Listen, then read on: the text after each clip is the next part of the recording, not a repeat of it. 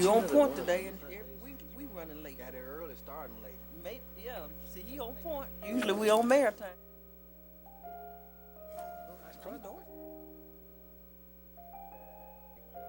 You don't hit your gavel, she gonna wonder. I think I may just slide by. Good evening, everyone. Welcome to the Board of Directors meeting for December 1st, 2015. I'd like to welcome all of you that are in the audience with us as we do our city's business tonight. Madam Clerk, if you would, please read the roll.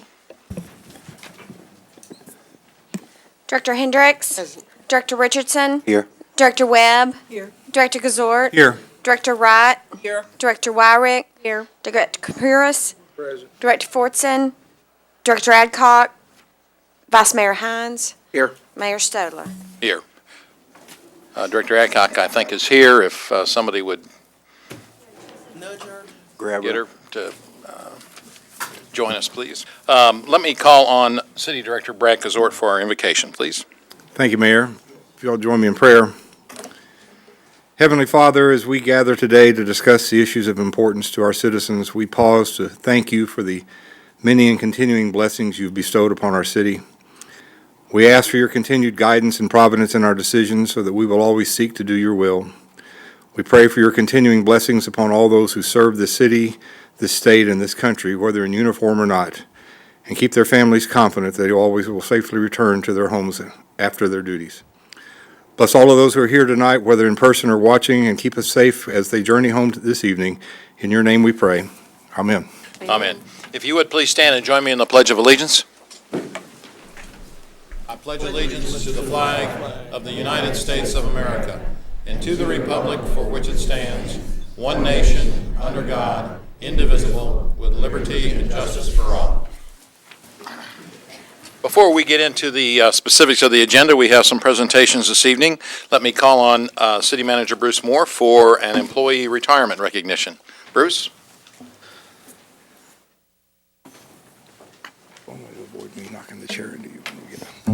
Mayor, members of the board, again, another bittersweet occasion. We have an employee that's been with us for 44 years. And he came in Monday and informed the chief that he was ready to retire. So tonight we honor Captain Ronnie Hudson. As I said, he began in 1972, so after 44 years of service, he is retiring. His awards and honors include one seniority in the City and Fire Department, a Medal of Merit, a Life-Saving Award, a Board of Directors Award for Outstanding Performance, Dedication, and Life-Saving Efforts, 2 awards for Firefighter of the Month, 5 Community Service Awards. His pet startup and raise funds to help provide pet masks for all LR fire apparatus. And he also won 4 Individual Citations Award and a Performance Service Ribbon. His favorite memory of working for the city is saving a little boy's life twice at station number 7. Ronnie says at this point he doesn't have any plans for retirement, and I'd like to ask Chief Summers to come up and say a few words about Captain Hudson.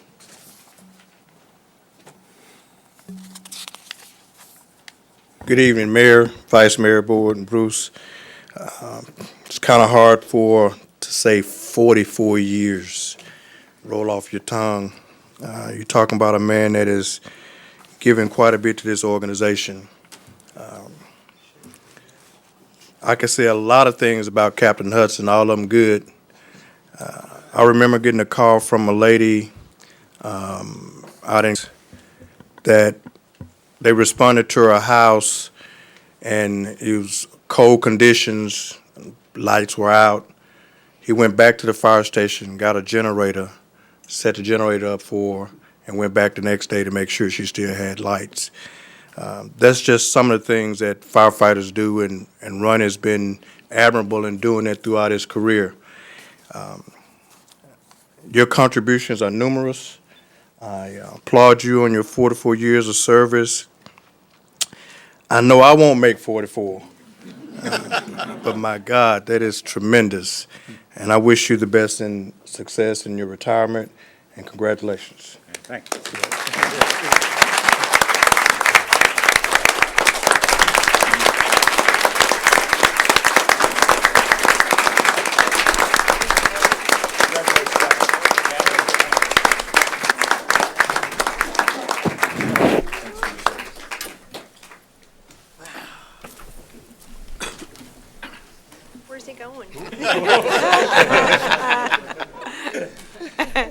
Captain Hudson, I've known you my entire tenure with the city, and you've always been very helpful, very, very responsive, not only to the citizens, but to your organization. You're going to be missed as a member of the Little Rock Fire Department, and you're going to be missed as part of this family. So congratulations. Okay. I don't want you to say a few words. okay. Introduce your family. Go ahead. I just want to thank the city and Little Rock Fire Department for allowing me to be a fireman. It's the most gratifying job in the world you could have. And all three of my sons work for the city of Little Rock. So I'd like to recognize them. My whole family. Stand up, please.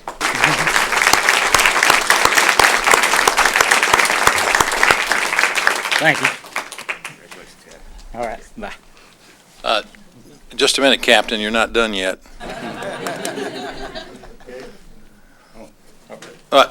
You're still not done yet. Director Adcock, I think, wants to make a comment or two. Do what now? Director Adcock wants to make a comment or two. Thank you so much for all you've done, and thank you for all the times you've helped me with different problems I've had with the fire department. And I wanted to make sure we recognized your family, because as you said, all three of your sons are with different departments Right. of the city. And thank you again for all that you've done for me and everyone else. You're welcome. Captain Hudson, a 44-year career dedicated to the citizens of Little Rock. On behalf of all of our citizens that are here tonight and the entire 200,000 people that are in this city, thank you so much for your dedication and service. You're welcome. Good luck to you. Well, Director Richardson has something to say, too. Mayor, this is the appropriate time to do this. Can we have his family members come to the podium and introduce themselves and their sons Okay. and what department they work in? I know you're trying to hurry up and get out of here, Captain. This is my wife, Bobby. My oldest son, Richie. He's with fire. He's with fire. He was the fire department. My middle son, Robbie, with urban forestry. And my youngest son, Ryan, with the police department.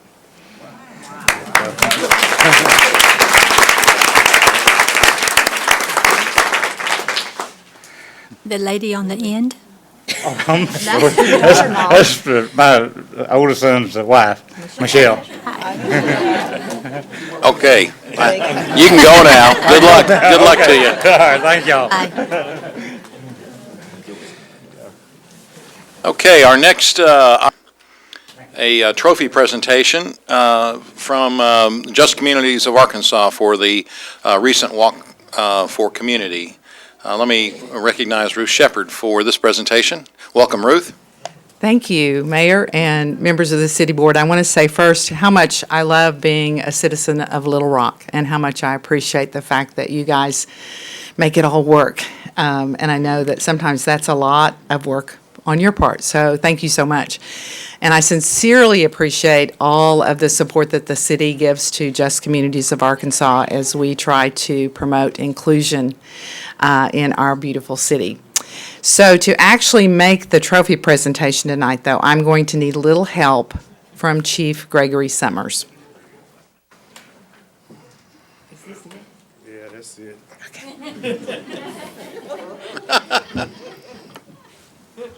You come on up here, Chief. I'm gonna recognize you. Reluctantly, huh? It really gives me, Chief Bug and I kid each other about being the chiefs of the police and the fire department, but it's truly a great relationship, not only between he and I, but between the members of our organizations, and it's quite competitive. So it gives me great honor to give him this trophy and also great pain. yeah, great pain. But Tabitha's already been given instructions on how to increase these numbers for the fire department next year. But congratulations on having 15 registered walkers for the event, and it goes to a great cause. So congratulations.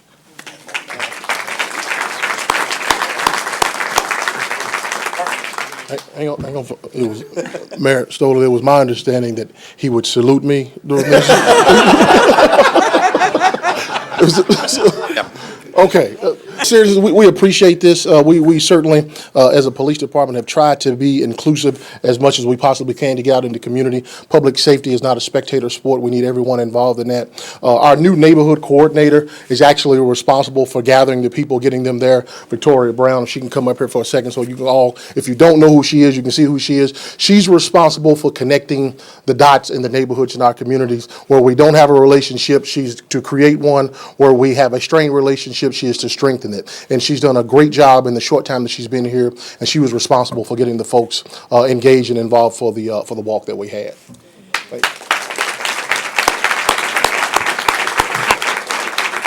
Chief Summers, I know you'll salute him at a later time. Is that right? Thank you. So I do Don't want worry, he'll have to return the favor next year. Absolutely. I do want to add my thanks to Chief Gregory Summers, who was the overall walk chair, and then Chief Kenton Buckner, who had the I think maybe Tabitha had something to do with it, and Victoria. You reckon? Anyway, thanks to all the folks that came out and supported us. The mayor was there too, right?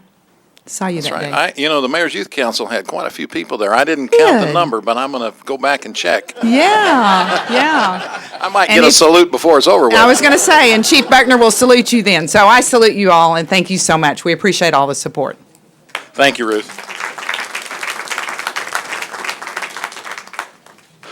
The next presentation is a very important presentation. We, and with the assistance and direction of City Director Joan Adcock, we have reached out to our Latino community, particularly in the southwest portion of our city, to assist them in the many issues that involve the city, and everything from the identification that they receive from the consulate to understanding the laws and the rules of the road.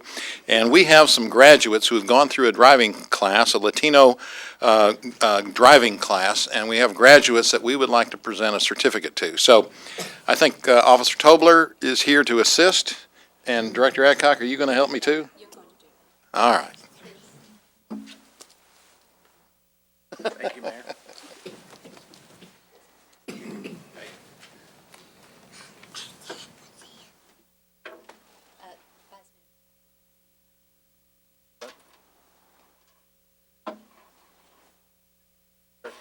Okay, while they're getting ready, this all started back before March the 4th, when Chief Buckner was just new, and he came because there was some crime going on against the Latinos. They was the victims, and he wanted to know what did I know about that portion of our community, and I told him very, very little. And he then challenged me to get these Latinos in our city. And that's what we did. And I have a wonderful group. We're called Working Together in the Community. And I would like all members of that group to please stand. Working Together in the Community. If you all would please stand.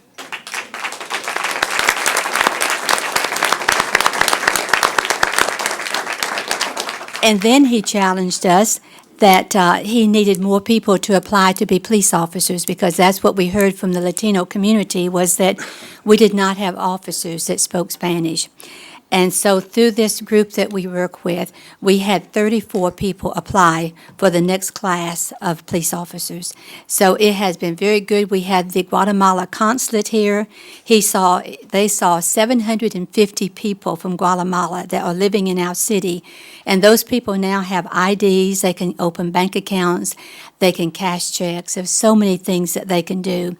After the first year, we are planning on it from Honduras, El Salvador, and Guatemala is coming back. So I want to thank all the volunteers for working together in the community, because we really are making a difference in this community. And thank you, Chief, for challenging us for this. Okay, Mayor.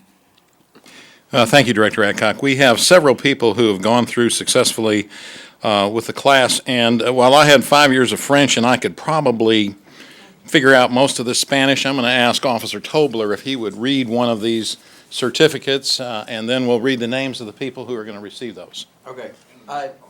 In Spanish. In the microphone, Officer Doe. In Spanish it says, trabajando juntos en la comunidad, clase de leyes y seguridad en conducir. Este certificado significa que Estas personas han participado en una clase sobre sobre las leyes de tráfico del estado de Arkansas y cómo conducir con seguridad, y el 14 de noviembre de 2015 en el centro comunitario del suroeste de Little Rock. Y tiene las firmas del alcalde Mark Sotola y yo, el instructor. It says, working together in the community, traffic law and safety course. This certificate signifies that these people have participated in a class on the traffic laws of the state of Arkansas and driver safety on the 7th and 14th of November of 2015 in the Southwest Community Center of Little Rock, with the mayor's signature and me as the instructor. Very good. Thank you, officer. Okay, I know some of the people are here and some are not. I'm going to read the names, and if you are here, if you just raise your hand so we can make sure and make a personal presentation. Sandra Quiras. Hiros, butchered it already. Alejandro Morales. How'd I do? That was good. Florencio Bustos. I think I get better as I go along. Mariana Torres. Teresa Diaz. Kevin Quiroz. Quiroz. Si no entendieron, si están aquí, levanta la mano para que podamos presentarlo personalmente. I was just telling them what you said at the beginning, if they're here to raise their hands. Oh, okay. That helps, doesn't it? No wonder nobody's raised their hand. All right. Sometimes I forget to train. Hilario Garcia.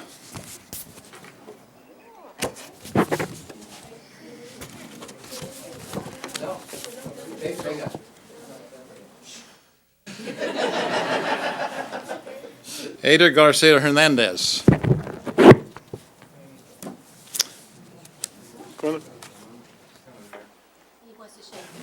Thank you.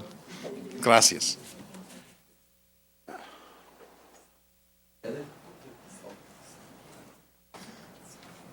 Jose Gustaro. Thank you, thank you.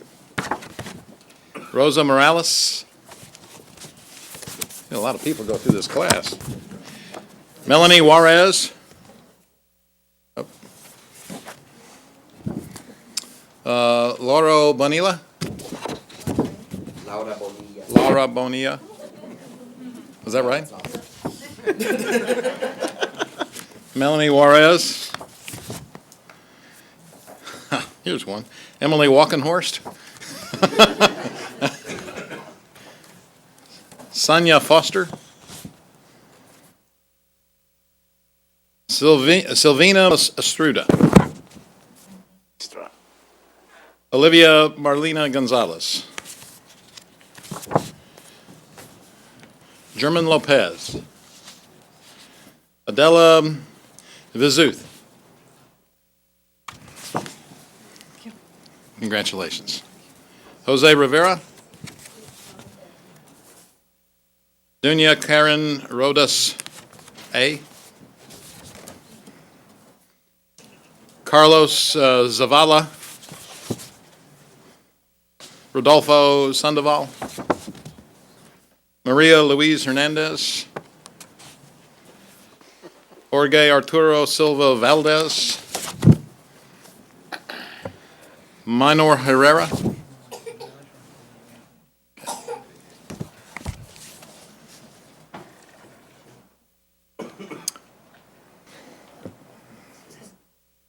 Congratulations. Thank you.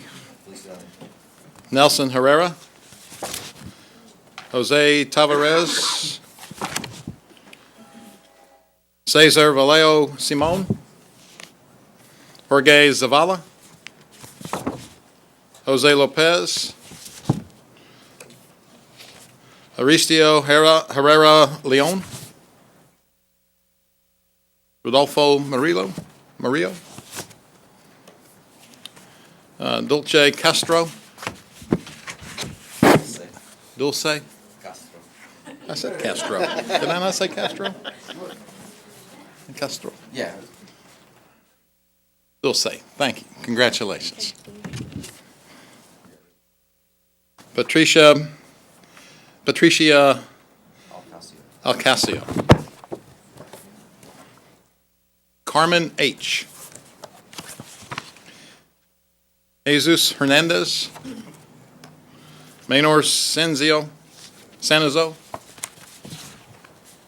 Yenny Lastra.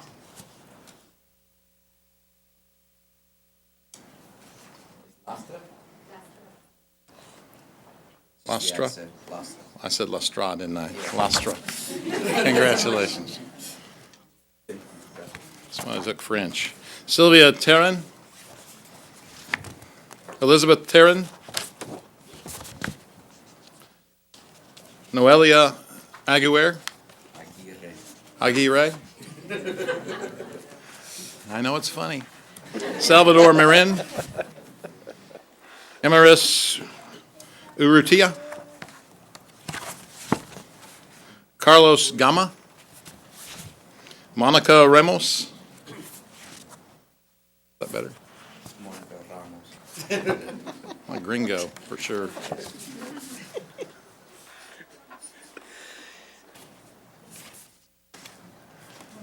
Monica, congratulations. Mario Ramundo. Pedro Uz. Mayela Urrutia. Antonio Ramos. That's her husband. I think so.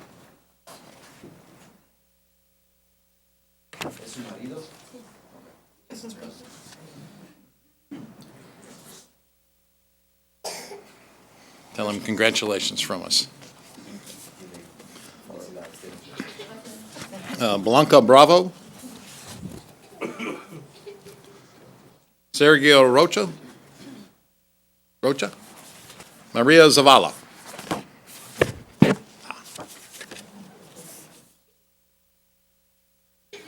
Congratulations, Maria. There were several people that either didn't write down their names or wrote down their names illegibly. ¿Hay alguien que vino a la clase que participó quien no recibió un certificado ahora? Okay. Tenemos extras que podemos reconocerle después, pero si quiere presentarle, ¿no?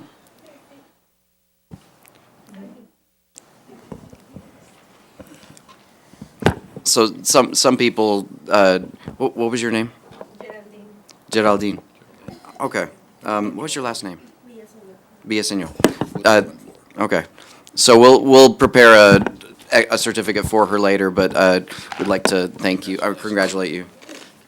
Felicidades.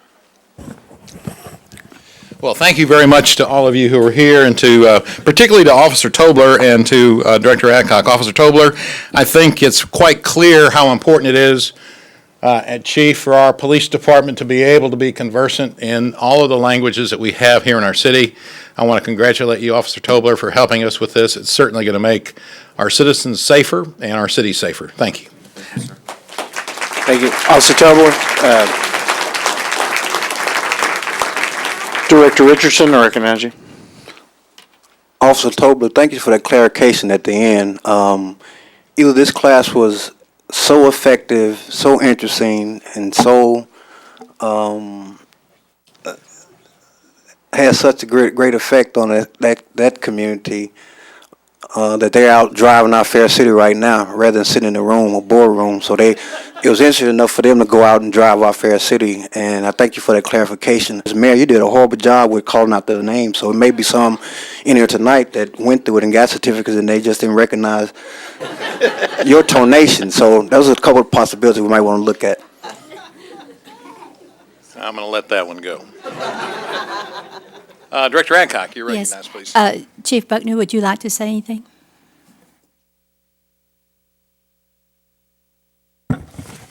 Mayor Stoller, Vice Mayor Hines, to the board, city manager. To the Hispanic community, one of the things that I want to, and Toba, let me have Toba come up to make sure that this message is loud and clear.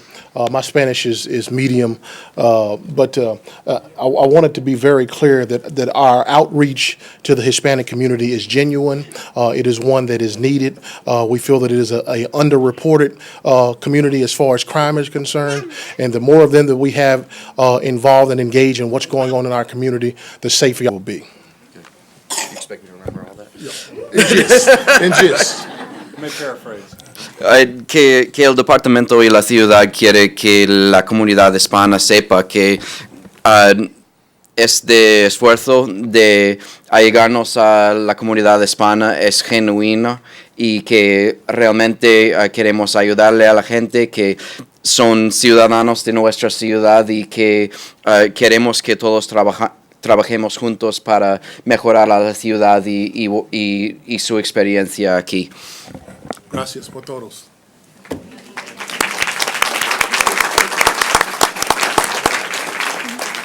Director Hendricks, you're recognized, please. Thank you. I would like for the officer to come back to the podium. It's something that I want to share with the audience and also with the board. When I came on this board in 1993, there was really a difference in how that community was served, how they were even treated, and sometimes by this board. And I wanted to share with you all that it's great that you all are part of the city of Little Rock and that you are involved in everything that's going on. So if you'll tell the crowd. If anybody else wants me to translate, I'd like to do it on a line-by-line basis. La señora Hendricks dijo que cuando ella vino a trabajar con la ciudad en el 1993, que la situación en la comunidad hispana era muy distinta y que en ese tiempo que ha pasado, a veces ha sido difícil para la comunidad hispana y que a veces la gente y aún esta mesa directiva con la gente hispana en una manera no muy buena y estamos muy agradecidos que esta situación se está mejorando y estamos muy agradecidos que la comunidad está esforzándose en mejorar esa relación. Thank you. Gracias. Don't leave yet. Director Wright, you're recognized, please. I don't think you need to translate this because it's for our staff and our city manager. I'd like to make sure. I want to make sure that their input is included in our PIT information that we're gathering on the needs that they see with their young people in the community so that we can capture all this information and have a holistic view on and how we can address it with the PIT dollars that we're collecting. So I just want them to know that there is a process, and Ms. Dossett is here, and Mr. Moore. I was already contacted by Mr. Davila, and he wants to be a part of the process, and so we're trying to set up a meeting with him to ensure that his input is gathered when we put together our youth master plan. So we're looking for a plan that'll take us into the future and addressing the needs of our young people. And I see a lot of young people, and their needs need to be addressed as well. That's a lot. That's what I'm saying. Vicealcalde Wright quiere decir que es muy importante que la comunidad hispana también esté involucrada en nuestro plan de la ciudad para la juventud y que hay un señor Dávila que se ha llegado a la ciudad para hablar de este plan y que quiere la información y también las opiniones y preguntas y pedidas de la comunidad hispana para informarnos, para hacer y arreglar el plan para el futuro para la juventud. Gracias. Director Adcock. Yes. Jacob, please tell them, because we know that those that are not here or watching at home, that they can pick up their certificates at the Southwest Community Center Okay. After tonight. Ok, para los que no vinieron anoche, por si acaso están mirando en la televisión, o para las personas que están aquí y pueden decirlo a la otra gente que no estuvo, que pueden recibir sus certificados en el centro comunitario de Southwest después de esta reunión. Thank you. And you can let them know that they're welcome to either stay or go. If they want to see citizen democracy in action, then we'd welcome them to stay for El alcalde también quiere decir que están invitados a quedarse toda la reunión para ver el proceso de democracia de nuestra ciudad, pero también se pueden ir si tienen otras responsabilidades. Y también después de estas palabras queremos que todos los participantes van a la rotunda para hacer una foto antes de irse o regresar a la reunión, por favor. We have 4 of them that have just come in, so you might want to take them out in the hall and Sure. give them their certificates. Very good. Thank you, Officer Tobler. Gracias. Thank you.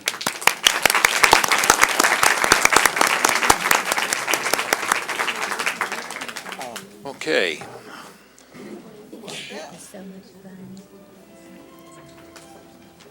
All right, we can now move on to our consent agenda items. Madam Clerk, if you would you please read items 1 through 7?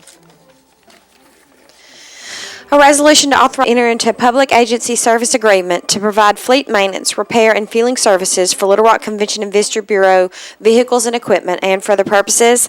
A resolution to authorize the city manager to enter into an agreement with Furball Wear LLC as the primary vendor of employee uniforms for the Public Works Department, and for other purposes. A resolution to increase the contract award to Cranford Construction Company for street resurfacing within the city of Little Rock, Arkansas, and for the purposes, and a resolution to certify local government endorsement of Fidelity National Information Services Incorporated, located at 4001 North Rodney Parham Road, Number 2, Little Rock, Arkansas, to participate in the Arkansas Tax Backs Program as authorized by Section 15-4-2706D of the Consolidated Incentive Act of 2003, and for the purposes, a resolution to adopt policies and procedures related to the issuance of municipal bonds and prescribing other matters relating thereto, and for other purposes, a resolution to authorize the purchase of property offered for sale to the city of Little Rock, Arkansas, to be used for mission programs, and for other purposes, a resolution to make an appointment as a commissioner on the Little Rock Housing Authority Board of Commissioners, and for other purposes. That concludes the consent agenda. Move for the adoption of the consent agenda. There's a motion and a second to adopt the consent agenda. All in favor indicate by saying aye. Opposed say nay. The consent agenda has been approved. The next item on our agenda is citizen communication. And this is provided to our citizens as an opportunity to present to the board issues that that are not on our agenda, but wish to be brought to our attention. We have one card for citizen communication this evening from Lita Anthony. Lita, if you'd come forward, please. Mr. Mayor, City Manager, members of the board, thank you for the opportunity to participate in some of that citizen democracy you were talking about.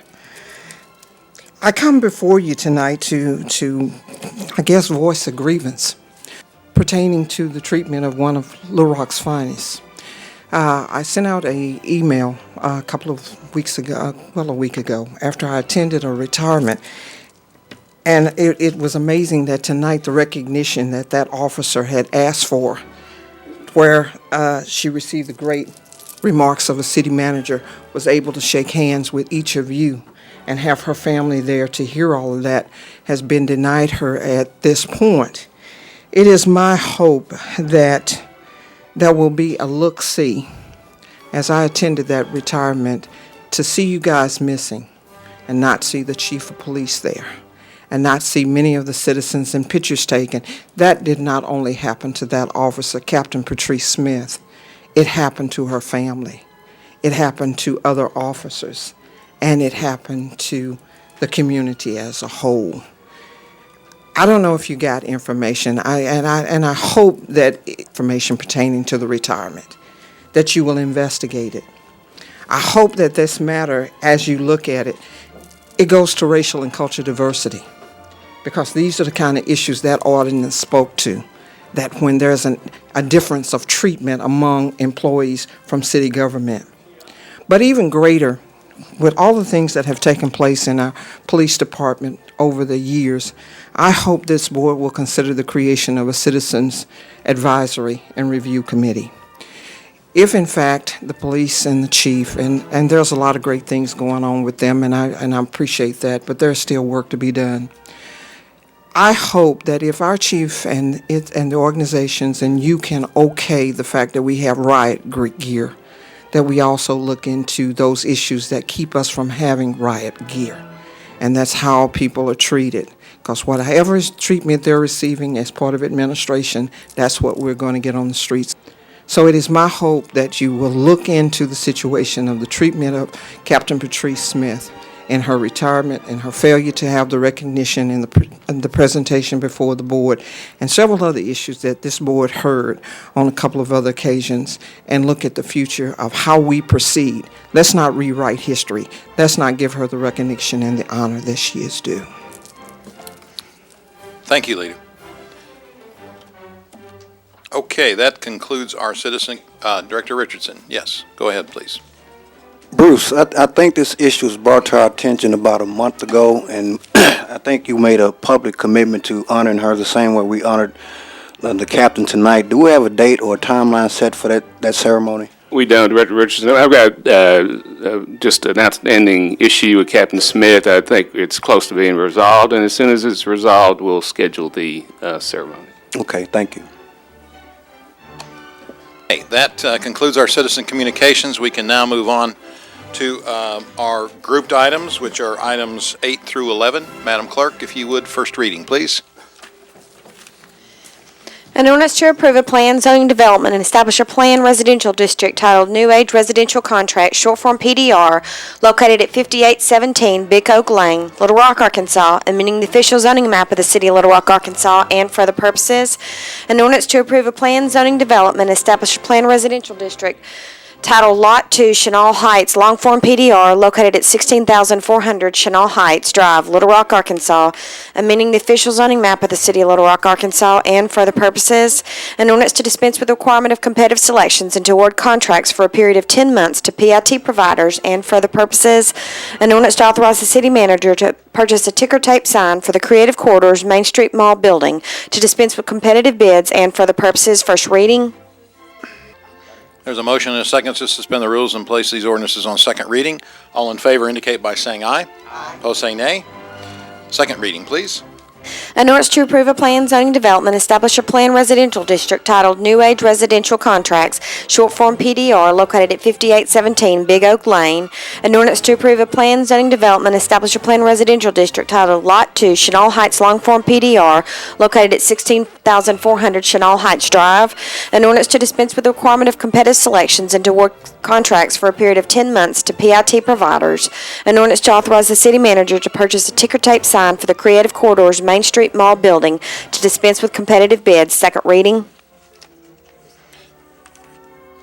There's a motion and a second to suspend the rules and place this ordinance on third and final reading. All in favor indicate by saying aye. Aye. Opposed say nay. Third and final reading, please. An ordinance to approve a planned zoning development, establish a planned residential district titled New Age Residential Contract, short form P817 Big Oak Lane. An ordinance to approve a planned zoning development, establish a planned residential district titled Lot 2, Chenal Heights, long form PDR, located at 16,400 Chenal Heights Drive. An ordinance to dispense with the requirement of competitive selections and to award contracts for a period of 10 months to PIT providers. An ordinance to authorize the city manager to purchase a ticker tape sign for the Creative Corridors Main Street Mall building, to dispense with competitive bids. Third and final reading. Director Webb, do you have a question about these items before we vote? Yes. Okay, go ahead, please. Thank you, Mr. Mayor. Would it be possible to pull item 10 out of the group? For a separate vote? Yes, for a separate Yes, vote. certainly. And if we can pull it, then I'd like to speak to it before the... Okay. Director Richardson, do you have a question about another item on this consent agenda, or on these grouped items, rather? No? All right, go ahead. Not necessarily a question, Mayor, but point of clarification, I'll have to recuse from the ordinance that Director Webb just made reference to, because the agency that employs me is included among those groups. Very good. If you would on the grouped agenda, he could stay while the vote was taken, but because Then it's I going have to to be leave. discussed, he has to step down. Well, I think there's a question that is going to be asked about that, so In discussing, I have to leave. that you need to leave. Right. We'll vote on the items, and then you need to leave. Okay. Okay, all those in favor of ordinance numbers 8, 9, and 11 indicate by saying aye. Aye. Opposed, say nay. Those items, those ordinances have passed. We'll have a discussion now on item 10, and Director Richardson, thank you, and we'll come back and get you. If you'll turn your microphone on. Okay, Director Webb, you're recognized. Thank you, Mr. Mayor. First, I'd like to ask the city manager a question. Mr. Moore, would it be detrimental to these contracts to hold this for 2 more weeks? Nothing's going to end or anything? The detrimental, I wouldn't say that, but the issue really is a timing issue, because once the board approves these, then we have to sit down, and Tom's office, the city attorney's office has to sit down and develop the contracts, and in the past, we've had some gaps, so that's one of the reasons we were bringing them forward. But do you have specific questions regarding one of the programs, or? Yes, I have specific questions regarding several of the programs, and I have somebody who's familiar with programs, and I'm trying to go through it in a very diligent and thoughtful manner. I haven't quite finished, and it's not necessarily questions that I would need to address here at the full meeting, but I'd like to move to table this for 2 weeks. Okay, there's a motion made to table. Is there a second? There's a second. Discussion? Well, I guess there's no discussion on a motion to table. All in favor of the motion to table indicate by saying aye. Aye. Opposed, say nay. Nay. I don't think there's 6 votes to pass that, so.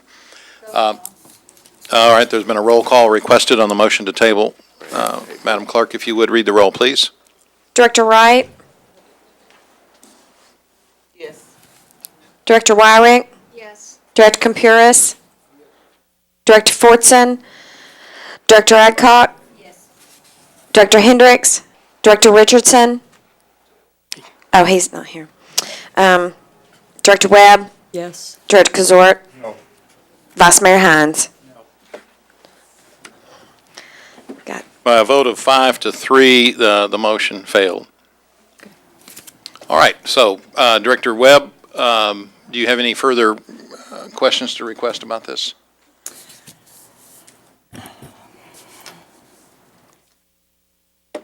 Sure. Thank you, Mr. Mayor. We're spending a lot of money on these programs, and I think these programs are critically important. There are a couple of particular programs that were brought to my attention that get grants of $62,000 and more that some of the folks I know who work in this field had some serious concerns about. And that was why I just wanted a little bit more time to explore those concerns to make sure they're valid. You know, if they're not valid, I'm going to wholeheartedly the entire thing, but with the concerns that were brought to me, they were of such a nature that in good conscience, I would have to vote no over the whole thing until I was able to explore this and do all the diligence that needed to be done. That was why I asked for the 2-week delay. Vice Mayor Hines, you're next. I'll defer to Director. Director Adcock, you're next, please. Yes, Mr. Moore, I had requested some information last week, and I've not received it, and I'd asked for to have it by tonight. And I know there was a holiday. Director Adcock wanted to know the participants who were not being, whose contracts were not being renewed. Correct. And I know one of the things that the staff usually does is take that before the CYF and that's going to occur at their next meeting. So we actually have the advisory board review and accept why we're not renewing those particular contracts. Well, is there a reason why those can't be provided to us relative to our ability to approve these? Yes, we can provide that. In fact, I thought I had sent that Wednesday, but we're going through and looking for it now. Well, I'm like Director Webb. Until I get the information, I'm going to have to vote no on this because I think that's very important for us to have all the information. Thank you. Director Campuris, you're recognized. Well, a way maybe of getting around this is instead of adjourning, recess this meeting and come back in a week and consider that and get the information that Joan wants. Give Kathy a week to look into it. So I'll make the motion to table it for 1 week and recess this meeting. A motion and a second to table You don't need this. to do that. You just will need to have a motion to recess the meeting, not take the vote now, and to be set for a vote at the next meeting. Well, I think the procedure would be a motion at this time to recess this meeting upon its conclusion tonight till December 8th. Right. Is there a second to that? There's a second to that motion. All in favor of recessing this meeting until December 8th for the purpose of the review of the PIT contracts that are not being renewed, or the ones that are being offered for renewal, indicate by saying aye. Aye. Opposed, say nay. If I say nay, would you allow me to say why? Can I say why I'm saying nay? Chair recognizes you. Director Hendricks. I'm not against what's going on, but I'm against how it's being processed. Each one of us has had time to look at this. I think it's an insult to the staff. That's how I feel about it. We were here last week. This didn't even come up, the discussion. And now we're talking about it on the night that we're voting. That was an agenda meeting. Well, it was discussed last week, and there was a request for What if it was discussed the last week? various programs that were not being renewed. I think that's the point, and I think Director Webb has attempted to do her due diligence as it relates to these and has explained her purpose on this. So there's a motion to recess. Well, no, I'm not finished. That has been approved. I'm It's not been finished. passed. Well, I still say that we've had time to look at this. I think it's not fair to the staff for us to sit up here, and it's certain programs, and I'll say it forever as long as I'm living, is why it's always a yoo-hoo, wah-ha about this program. duly noted. Vice Mayor Hines. Just one comment. As I sit on Children, Youth, and Families Commission, I'm the board liaison. I would, a phone call or something to get me in the loop if we had an issue with, I also sit on the not the advisory committee, but the committee on CYF that we review all of these programs. So I may have been able to answer some questions if I knew what the particular programs were. So I'll wait for that information and we'll deal with this next week. Okay. All right. If we could ask Director Richardson to return, please. They voted to recess. I think we need a motion now to table this until the recess meeting. We already did it. Well, I know we recessed the meeting, but So moved. You just don't need to vote. Nobody's called up questions.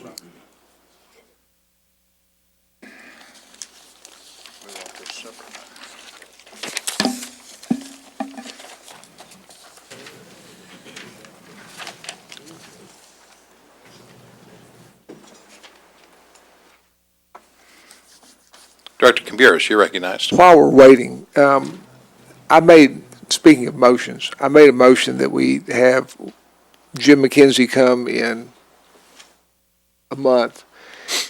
Kathy and I have talked, Bruce and I have talked, and I think everybody feels like there's no reason to try to make him come in when he's going through some personal pleasures in life. To come in and talk with us and waiting until January, I think is okay for everybody. So, Tom, how do we word this so that?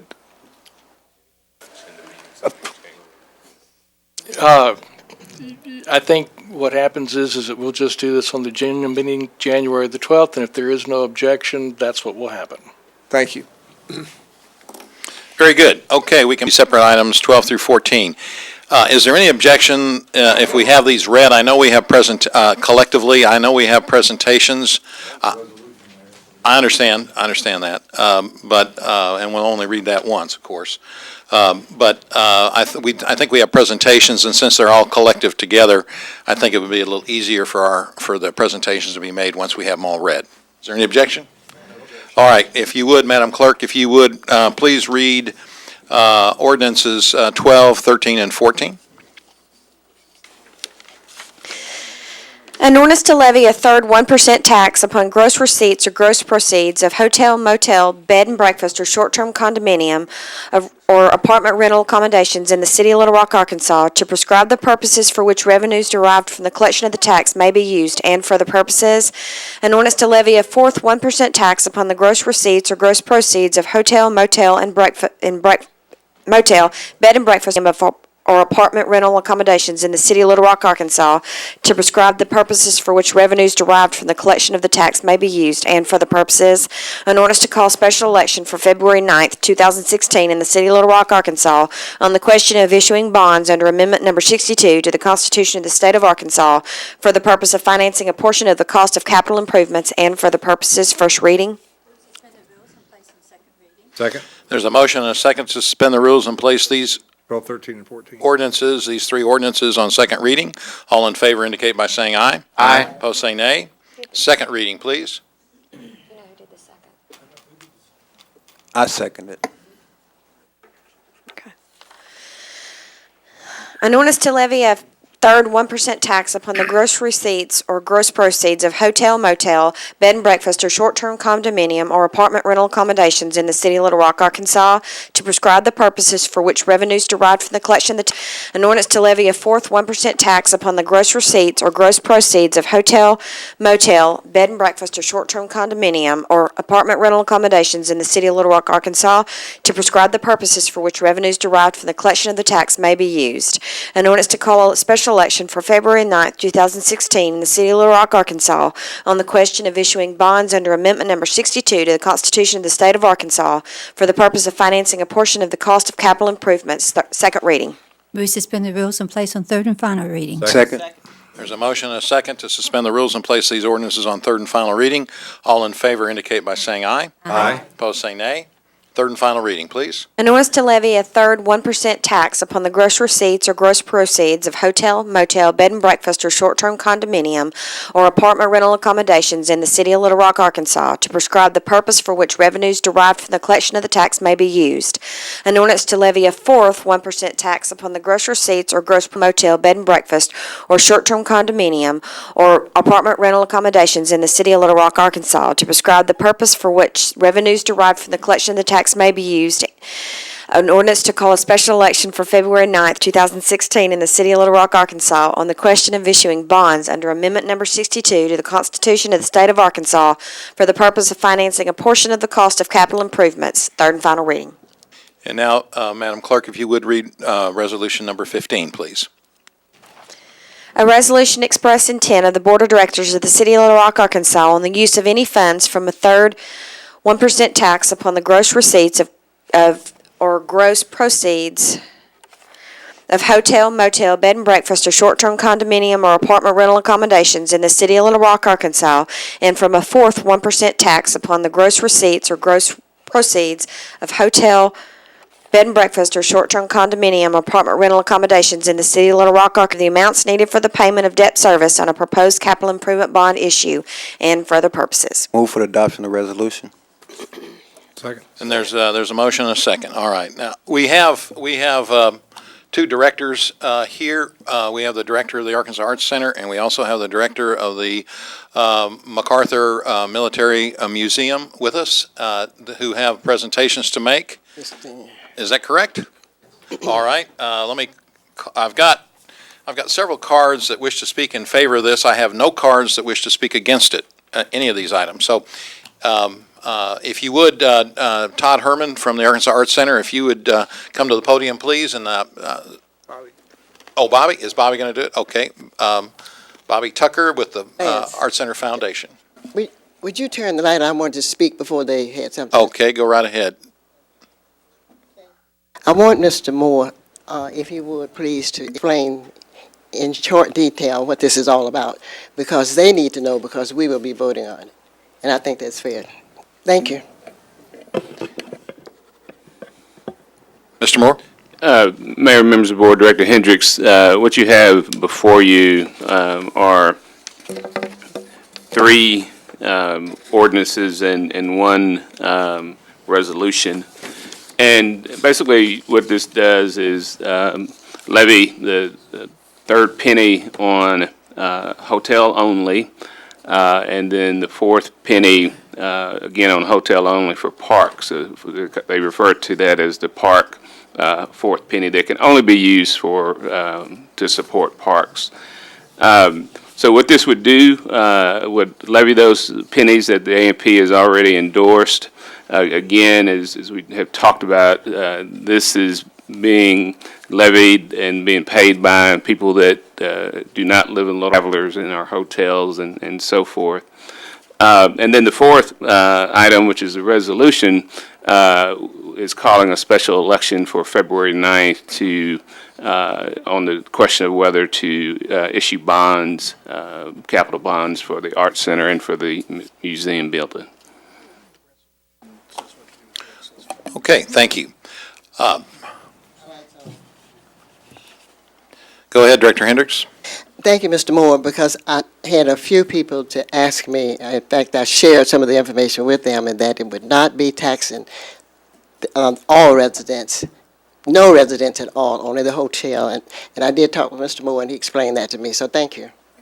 That's correct, Director Hendricks, and that's, I think, an important issue is that this is really on out-of-towners who are using the hotels, and we've done a comparison of the taxes with other cities and have tried to come up with a vehicle that we think with trying to get the improvements that are necessary to keep our accreditation at these wonderful museums that we have.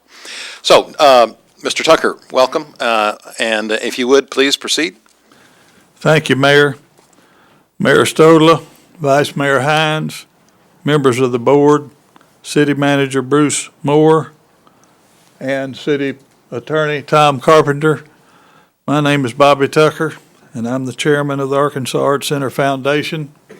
On behalf of the foundation, I want to thank you for your dedication and efforts to increase access to the arts for our community and expand cultural opportunities for all of Little Rock's residents for generations to come. Tonight, you will be presented with a concept that will expand the reach of your art center to children, visitors, artists by making it more accessible, more open, and more of an asset to our community.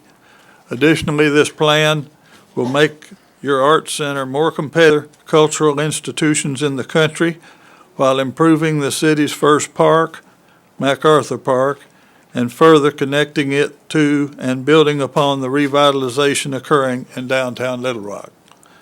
To present this plan and concept, I have asked Dr. Todd Herman, the Executive Director of the Arkansas Art Center, to provide you with a brief history and needs assessment of your art center. As you may know, Todd has made great strides in creating fiscal stability for the art center while increasing the diversity of traveling exhibitions to our city. Additionally, he has expanded the center's appeal to the broader community by establishing collaborative partnerships with other cultural institutions. By working together, we can make your Arkansas Art Center one of the premier education, arts, and travel destination in our state and region for decades to come. Mr. Mayor, Mr. Vice Mayor, and members of the board, and Mr. City Manager, Director Todd Herman. Welcome, Todd. Thank you. Thank you, Mayor and directors. It's a privilege to be before you here at this monumental, actually this wonderful moment for the Arkansas Art Center. Before I begin my presentation, and I believe you have it on your screens in front of you, I do want to introduce some members of our board and our staff who are here this evening. If they would all stand, please.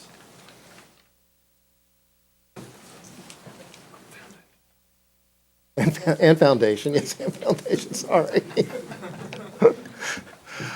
These are the people who are dedicated to making Little Rock and Arkansas a better place and helping all of our children and young adults to understand the wonderful creativity that the arts bring into our lives. And before I get started, I also want to say that, you know, the arts in general, and while I'm speaking largely about the visual arts, I'm also talking about music and dance and literature and all of the arts when I say that the arts are one of the things that bind us all together. Every civilization has music, they have literature, they dance, they create the visual arts, and it's not just a shared cultural experience that we have today, but it's existed for as long as we have the written word, and before that, visual art. And so it's the one thing that kind of binds us all together, and if there ever is a time when there needs to be some kind of unifying force for us all, it's very likely now. And I think the arts help do that because it takes people's stories and their voices and lets other people experience it and connect with it. You know, the art that people see at the Arts Center is a connection to not only other artists but other people, people who are living now and people who lived in the past. When you look at something that's created 400 years ago or 500 years ago, it puts your life and your current situation into a context that's hard to replicate. And that's important for children, it's important to adults to see how we all fit into this long string of humanity, and that the arts have for a long time been a cornerstone of humanity. That is what a lot of cultures leave behind, is great literature, great dance, great art, great architecture, great music. You know, we all look back at music and art that's been created throughout history. And that is something that we as human beings have done forever, and we will continue to do. And we are thankful that we're in an occupation and that celebrates that and is able to expand that among the citizens. So with that soapbox moment over, I know that I don't have a clicker, which as a former professor is really difficult for me not to advance it on my own. But what you have in You'll just front say of, next when you want to move. I know, yes, I know. It's a new concept for me.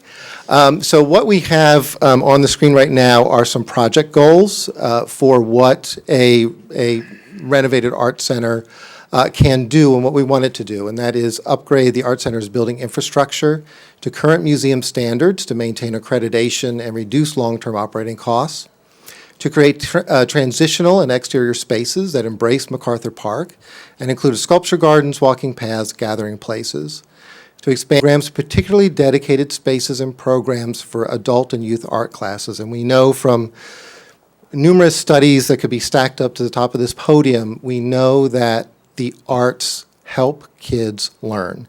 And as an example of that, both the Senate and the House are both proposing that arts education be included in the STEM system to turn it into what we like to call STEAM, so that the arts are included. 4, create a drawing education center, including a conservator, storage, and higher education classes. Improve visitor service areas to provide a welcoming and accessible experience, improve our ADA accessibility. To grow the Arkansas Arts Center in the MacArthur Park area as a cultural anchor, similar to the Clinton Library and Robinson Auditorium in Little Rock's expanding artistic and entertainment district. And 7, to inspire the community and add to the economic vigor of the great cities have great art and have great art museums. Next one, please. So a bit of history of the Arkansas Art Center. It actually began as the Museum of Fine Arts. In 1937, the Museum of Fine Arts opened in MacArthur Park. FDR approved $25,000 from the WPA to construct a 10,000 square foot building, and he wrote a letter of congratulations to the citizens of Little Rock to be read at the opening. Next one, please. And this is a footprint of our current building with the 1937 building highlighted in blue. And you can see that original facade in the Art Center when you go in there today in the Winthrop Rockefeller Gallery. The next slide highlights when the Museum of Fine Arts became the Arkansas Art Center. So in 1959, the Fine Arts Club, the Junior League of Little Rock, and the Museum of Fine Arts joined forces to raise funds for an art center. Winthrop Rockefeller insisted that the institution be called the Arkansas Art Center. He was very specific about that. He did not want it to be Art Center, but he wanted it to serve the entire state.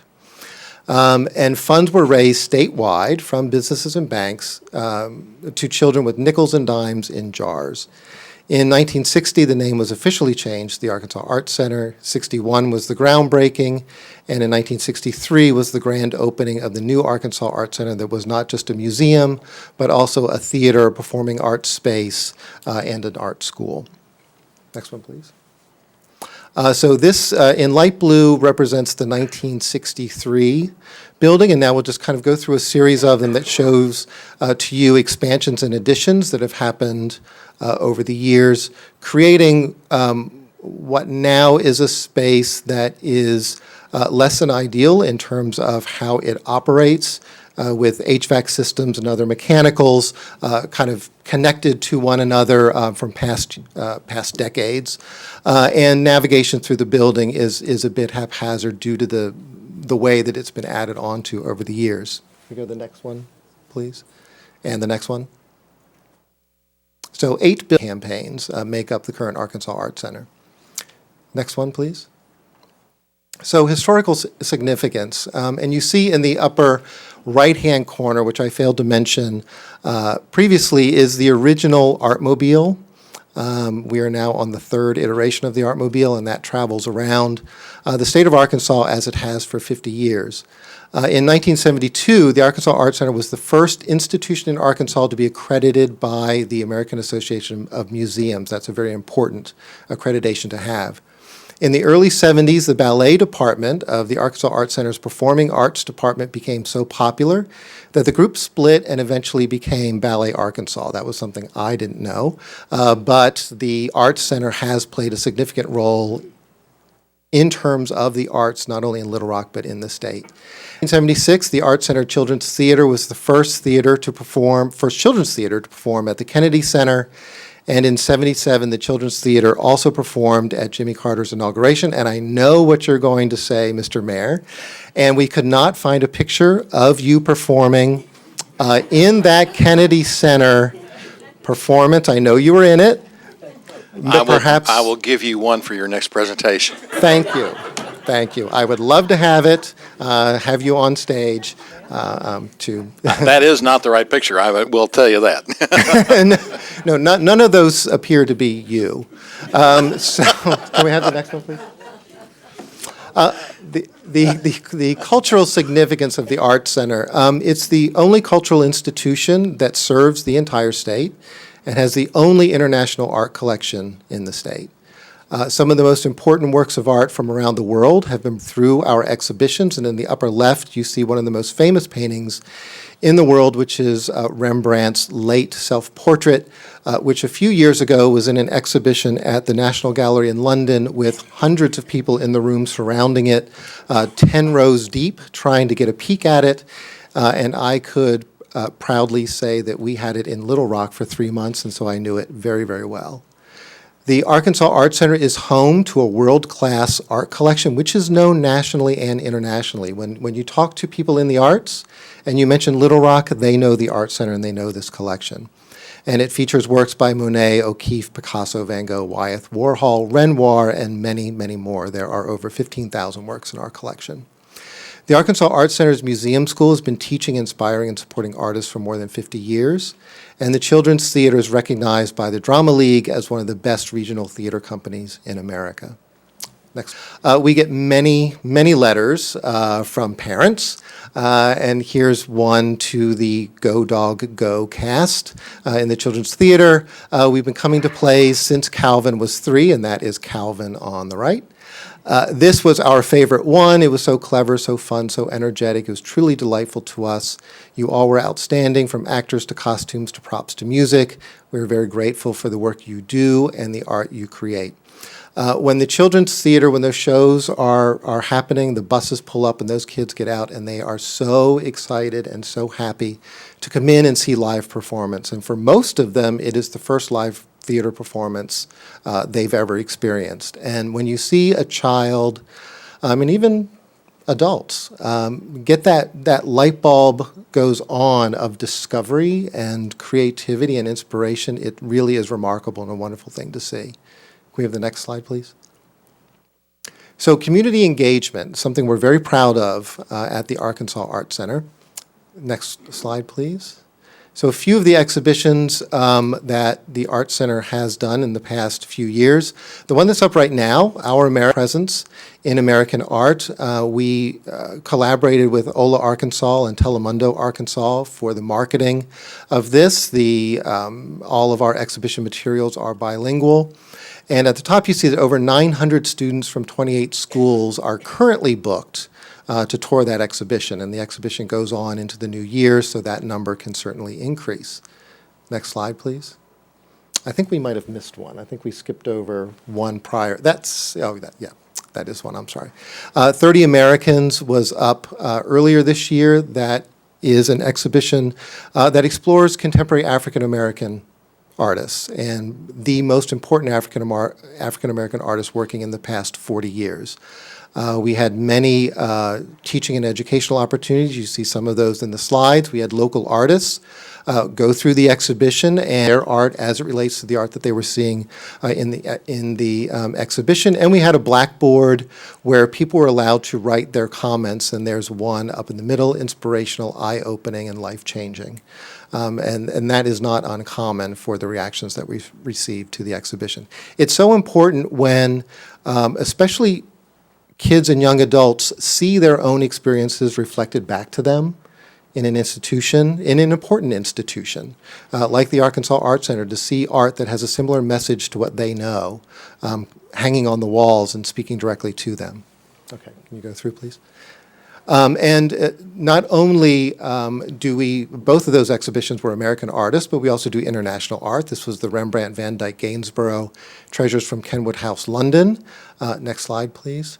And our local regional community with the Delta exhibition, which the Art Center has done now for, I think, 56 years, and the 54 artists. So we're trying to serve as much of the community as we can at all levels. Next, please. So why is this important to Little Rock? Well, our attendance numbers speak to that. The Arkansas Art Center reached a total of 640,000 arts patrons this past fiscal year. Of those, just under 340,000 were visitors to the 9th Street building, and they came from all 50 states. And then an additional almost 300,000 were reached through our statewide educational touring programs, and that gives you the 640 total. Looking at individual exhibitions, the Rembrandt exhibition I just mentioned attracted over 17,000 visitors from 44 states, including one from Alaska. The World of the Pharaohs exhibition attracted 105,000 visitors, 10,000 of which were out of state. So this is a tour. Do come to Arkansas and to Little Rock to see the exhibitions that we have on view. Next one, please. Education is extremely important to our mission and to what we do as an art center and to what other museums do.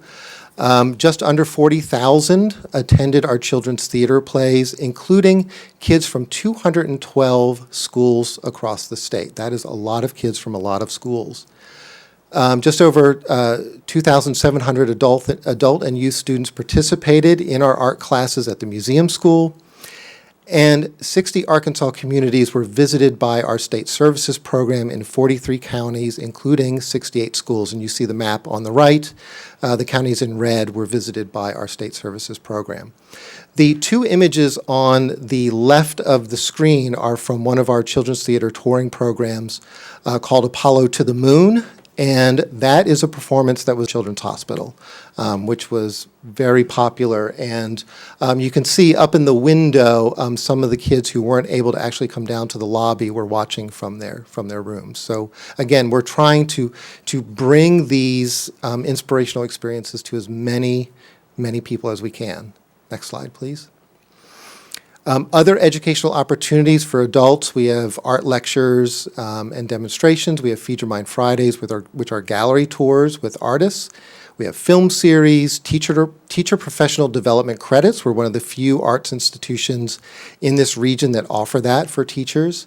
Our Art Together program for Alzheimer and dementia spectrum sufferers and their caregivers, and of course, studio classes and workshops. Children and youth, you see a long list of educational opportunities we have. tours of exhibitions, our Junior Arts Academy for ages 6 to 9, Summer Theater Academy, Super Sunday Free Family Fun Day, which is a wonderful thing for parents and kids that we put every word we could think of into the title just to make it stick out. Our multi-visit programs in collaboration with local schools, Assembly Required, which is for youth and young adults, and The Gathering, which is something new that we do, which is art and discussion for teens and young adults. Next slide, please. So what is the economic impact of the Arkansas Art Center? Next one. So as I mentioned, we host visitors from all 50 states. 56% of the patrons at the Arkansas Art Center are visiting from outside Little Rock and North Little Rock. In the Arkansas Art Council's Unveiling the Creative Economy report, it clearly states, and we know this from similar reports in all other states, that cultural opportunities attract businesses. They add jobs and provide those recruited workers with recreational and learning opportunities, which is something that they look for. Calculations from the Americans for the Arts indicate that the Arkansas Art Center makes a $20 million impact annually to our local economy.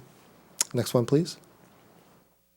So 78% of leisure travelers include arts and cultural activities in their trips, and they stay longer and spend more money than other tourists. So those people who are coming to experience the Arkansas Art Center are leaving dollars in Little Rock. Next one, please. This is the footprint of the building. This is under the heading of current conditions, and is a statement from Cromwell and Associates, who did a building assessment in 2015. Without urgent and considerable efforts, it will be increasingly difficult for the Art Center to maintain its accreditation and to be able to attract traveling exhibitions. This will reduce the prominence of the Art Center as a cultural institution, a travel destination, and a center of learning for the children of the state. Next one, please. So this is the current building, and the idea is that we are in not a unique location, but a wonderful location and being placed in a park. And what we need to do is activate that park through what the Art Center can do. And currently, the building itself faces inward. You'll notice that there are plain brick walls facing the park. The park is a green space that people walk through to get into the building, and then they are severed from the park.